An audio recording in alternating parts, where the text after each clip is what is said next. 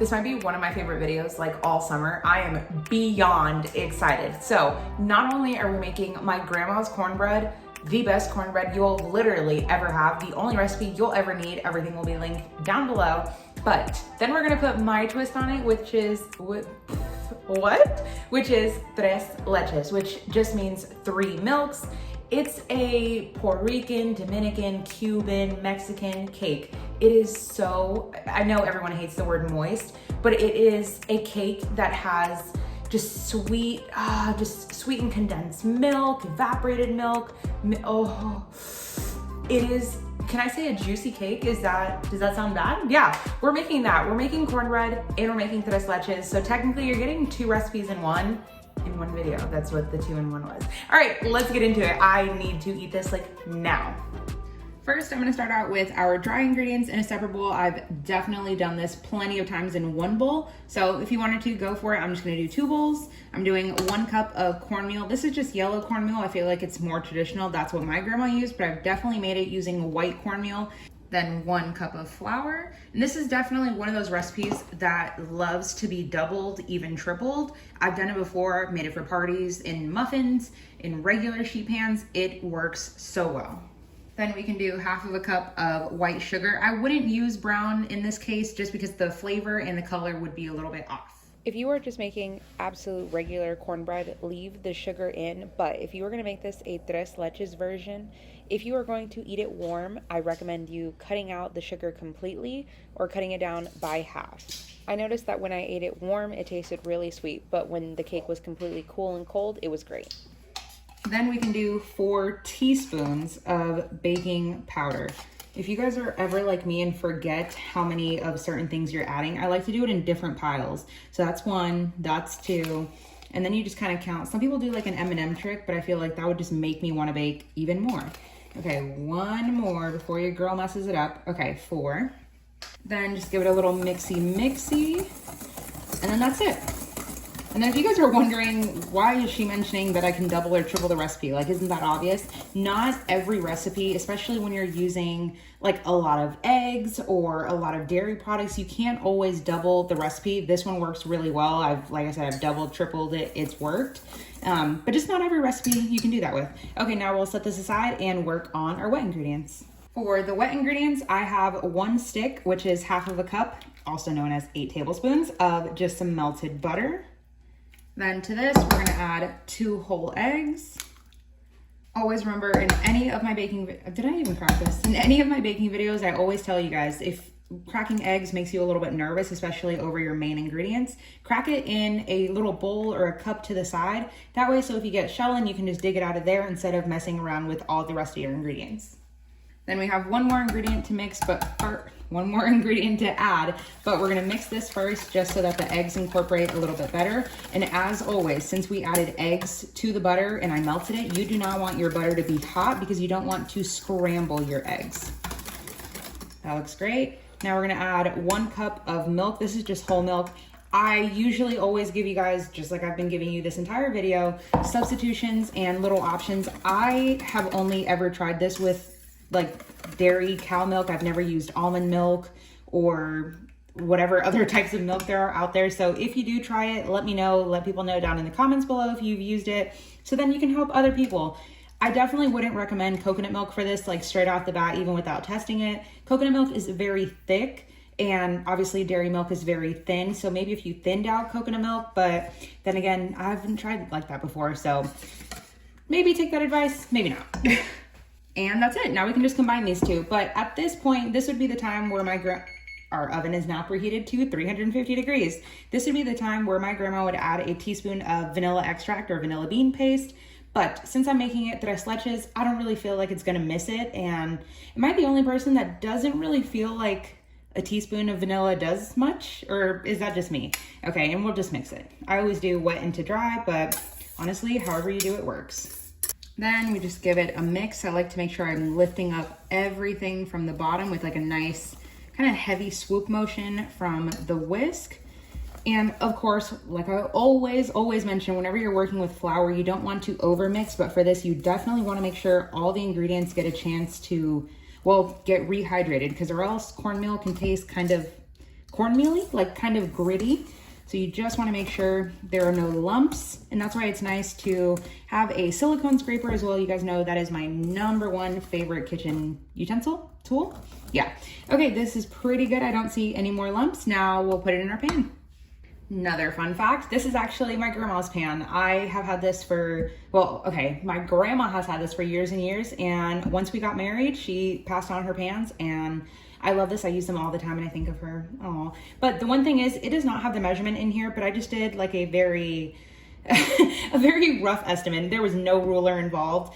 So this is this is a 6 by 9. I've had this discussion before with pans being like really weird sizes in the way they do it, you know? Okay, anyway, I'm gonna use just some nonstick spray. If you wanted to use aluminum foil, parchment paper, you could, but once again, this is gonna be tres leches, so you really want everything to absorb and sink in. So just use a regular pan that you're gonna serve it in. And always hit the sides as well. Now that it's super nice and greased, we'll just pour everything in. Once again, silicone scrapers save the day here. Now I just like to smooth it out just so we are nice and even. And like I said, you do not need to use this 6 by 9, a 9 by 13, 8 by 12, whatever. Use whatever pan you happen to have. That just, the only really difference is that just depends how thick or thin your cake will be. And you know, I'm still gonna eat it, whether it's a super thick piece or it's 7 or 10 small little pieces. You know, whatever works. Okay, that is nice and smooth. Then we're gonna throw it in at 350 for 35 minutes. Now, give or take your bake time, depending on the size of the pan you're using, always err on the side of under than over. You always wanna be able to throw it in for a couple more minutes and not like, dang, I should have taken it out a couple minutes sooner. So we'll do that and we'll work on our tres leches liquid.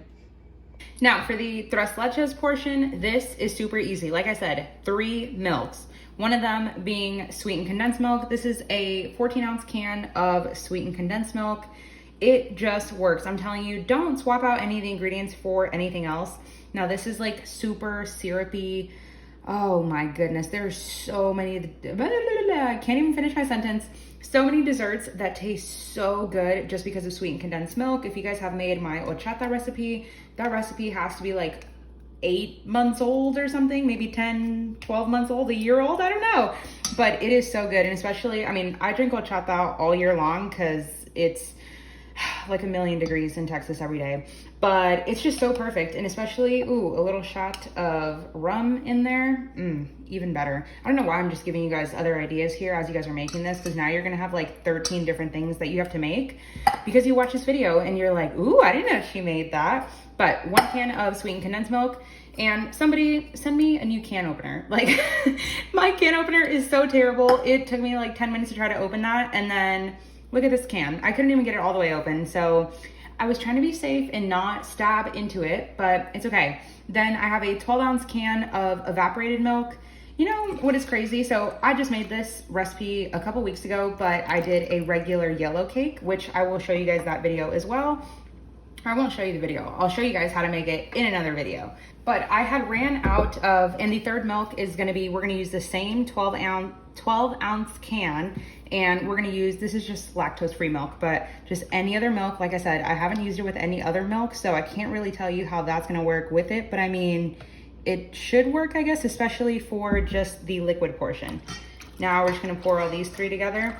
But, so I made this recipe a couple weeks ago, and I had a can of evaporated milk, which apparently is just whole milk that has been cooked down. I don't know, it's so weird. But I didn't have any sweetened condensed milk, and we're just gonna mix this. So I had to make it myself, and I was really, really proud of myself that I made it. It came out exactly like this. I was really afraid to make it because it just seemed so hard. Now, definitely not suggesting you make it, but if you don't have sweetened condensed milk, I guess you could make it. All it was milk and sugar.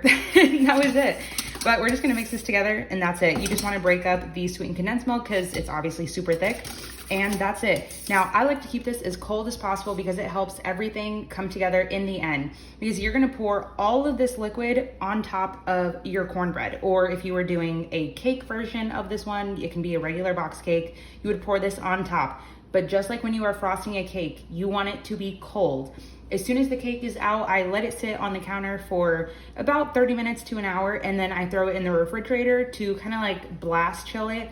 And this is a perfect dessert to make the day before, even, or I don't want to say a couple days before, but even if it needs to be 2 days before, that's perfect, because you want to add this liquid when your cake is cooled down, not completely like rock cold, because you do want it to absorb the liquid, but you don't want it to be piping hot, because then it just doesn't work. Trust me, you want your cake to be cool. I'm gonna throw this in the refrigerator until we wait 15 more minutes for our cake to be done. It's been 35 minutes and our cornbread is perfectly done. Nice little brown edges, a couple cracks. That is when it is perfect. You can always grab a little toothpick or like a barbecue skewer and stick it in. Should come out perfectly clean. 35 minutes, I swear to you, works every single time. I'm gonna let this chill out at room temperature for about an hour and then throw it in the refrigerator, because of course, if you add something really hot into something really cold, or even vice versa, it could crack, and we don't want any cracked pans or cracked shelves in the refrigerator. So we're just gonna let this chill out for an hour and then we will be back. After the cornbread sat out for an hour, just kind of at room temperature, more like 45 minutes, because I couldn't wait. I was so excited for this, and I still have to wait again after this. But it came out of the refrigerator after being in there for an hour. It is still warm on the bottom, but the top is like pretty cool and it's nice and sturdy. So now you're just gonna take a fork. You could also do this with a knife, but personally I just feel like a fork works so much better, creating a lot of smaller divots. You wanna go all the way down to the bottom of the pan. The number of little pricks in here doesn't really matter, but I just kind of like to go in just a couple of lines, go all the way down. The more room that you give for all of this, I guess I can't really call it a custard because there's no eggs in here, but we're gonna call it a custard for now. In order to get all of the custard in there without it just going straight to the bottom and absorbing very well on the bottom but not the top, you want to let there be as many holes, as much surface area with little cracks and crevices and divots. So if you are that type of person that makes a cornbread or a cake and you're like, oh, it cracked on the top, this is that time where you're like, oh, whoop-de-doo, or not whoop-de-doo. This is the time where you're like, oh, whoopsies. Well, now I made a tres leches cake. So you could go in the middle like that, not super necessary. Some people like to go around the edge with like a little fork or a knife, but thankfully since we sprayed it, it honestly could just plop out and it'd be perfect. Now, just before we pour it in, we already mixed, but just to make sure, give it one last little whisk. Then all you do, and I will tell you, this like custard by itself tastes so good. I feel like I could just drink it. And now we're just gonna pour it all on top. It'll look like it's like not that it's not gonna be enough. It'll look like it's not gonna go in. But all you do is you just slowly pour, slowly-ish. And the reason I said that this is a cake or a dessert in general that you could make like a couple days in advance is because you really want all of this to absorb. I promise you, this is not gonna give you a soggy dessert or a soggy cake, and especially using cornbread.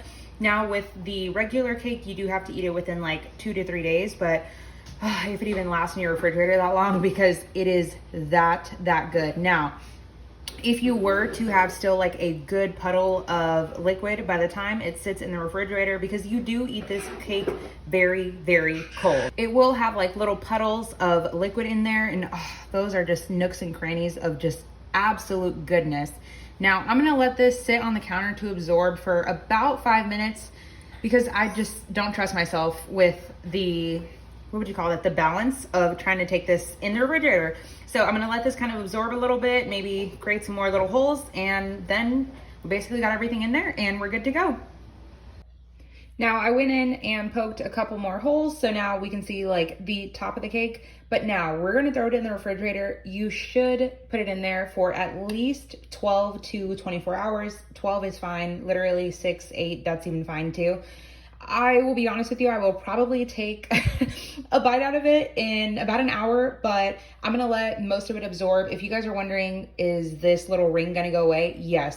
The longer you let it sit, the more it absorbs. Up to, I'd say in 6 hours, all of this will be absorbed. But like I said, your girl is probably gonna cut into it super soon. But do the right thing and let it sit in the refrigerator for a couple hours, especially to let everything cool down completely. Wow. I have to tell you guys, if you have never had, ooh, really bright. If you have never had cornbread like this, you need to make it.